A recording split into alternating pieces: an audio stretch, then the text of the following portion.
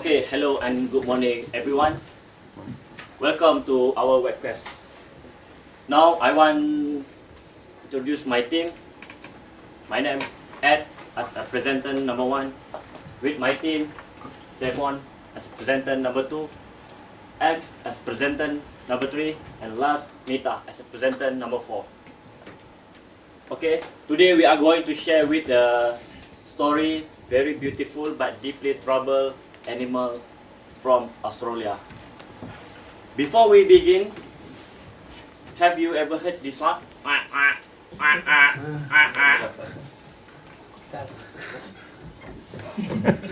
What does this sound like? No. Frog. Yes, good. This is frog. Now, we hope all of you can pay attention, enjoy and learn something new from our presentation. Okay? So, scope divide for explain. First, I will brief about the brief description, diet and habitats, threats, and last measure of protection. So, this frog we call Corroboree frog. So there are two types of Corroboree frog.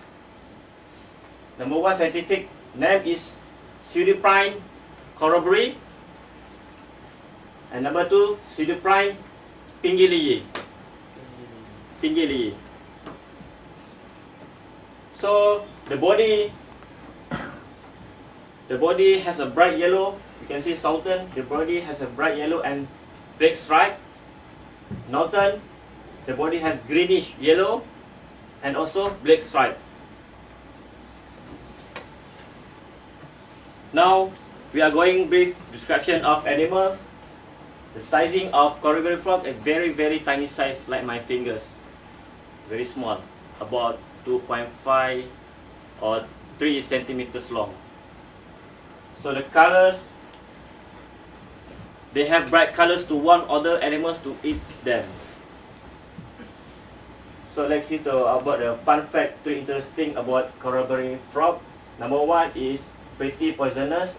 Number 2, the frog that walks. Number 3, the squeeze skull. So first, pretty and the body is very poison. Very poison. They have poison on their skin to protect themselves. Number 2, the second is they cannot hopping like most frog, just crawl slowly like new recruit. And the last is the squeeze sound. The male frog make a funny noise that sound like tiny squeeze to find female frog. Okay. Next, my friend Zefon will take over the explanation of Corroboree frog. Thank you, Ed. Next part, I will cover give more detail about diet, where is most found the Corroboree frog, and habitats.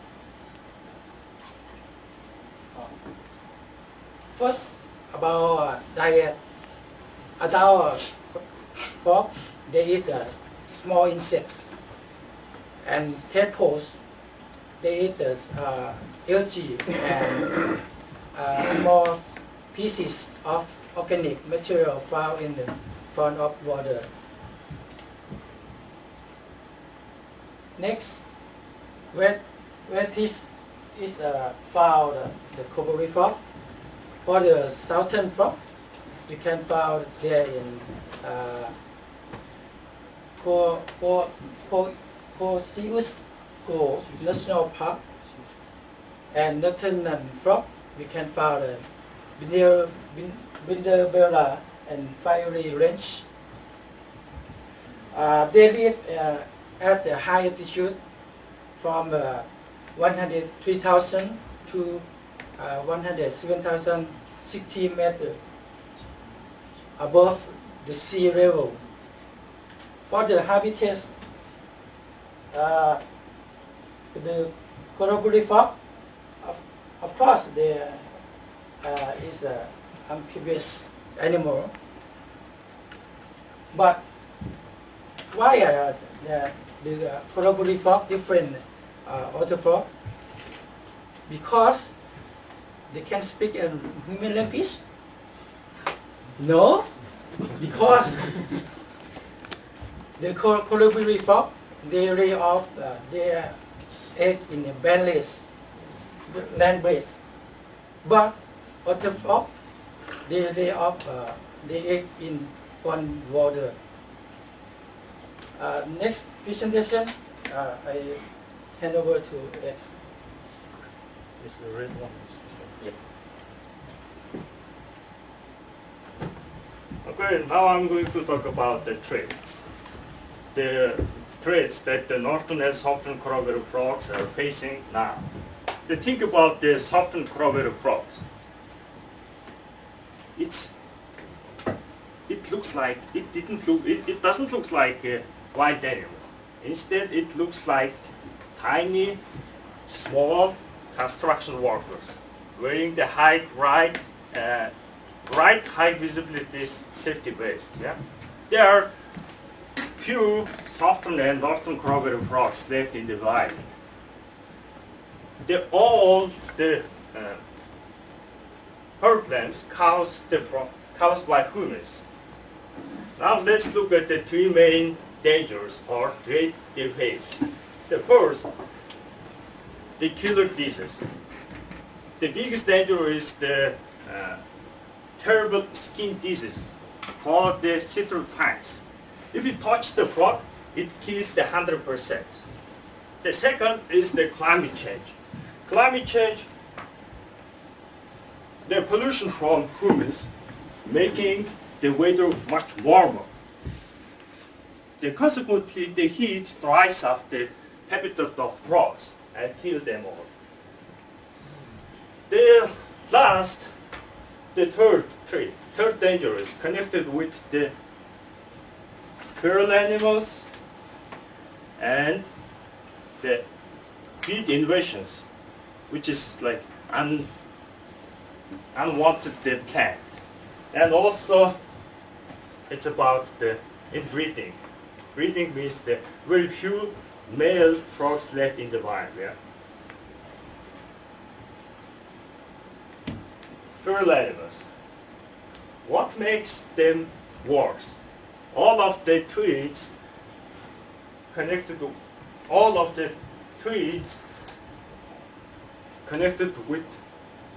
and make each other worse. For example, human-induced climate change drives a long drought, which spark intense fire. Intense fire destroys the habitat of frogs and remaining areas trapped by the feral animals. Once they crowded together, the deadly skin fangs spread quickly and kill them all.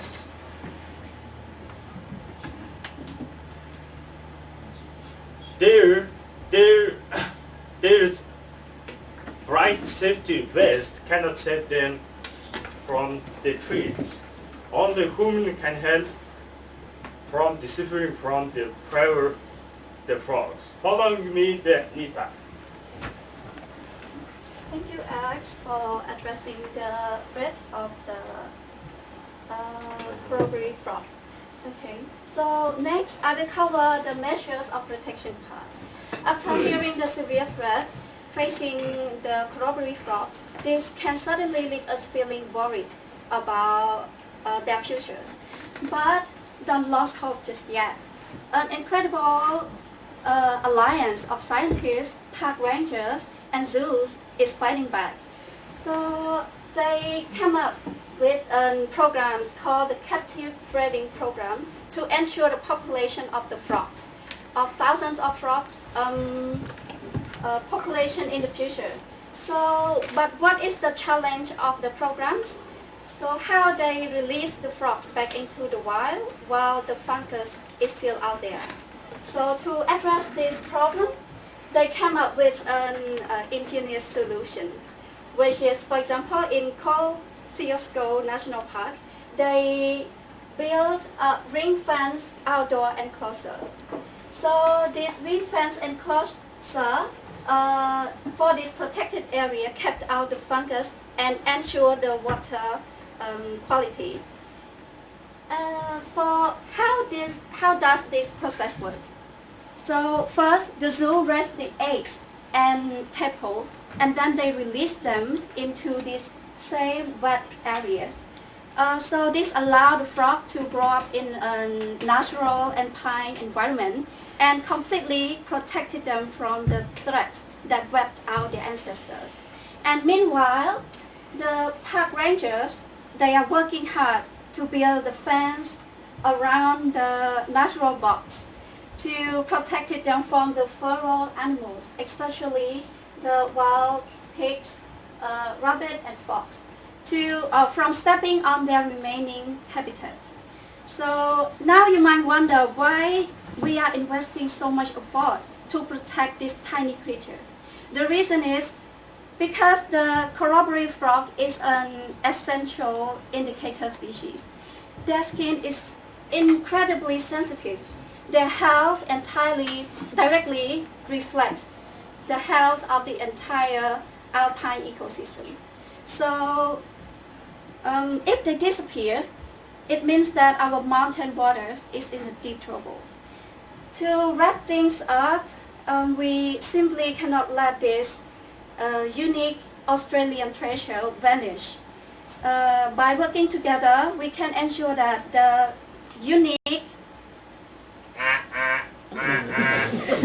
these unique sounds of the Corroboree frog continue to echo through the Australian Alps for generations to come. Thank you so much for your listening, and we will now open the floor for any questions that you might have. Thank you.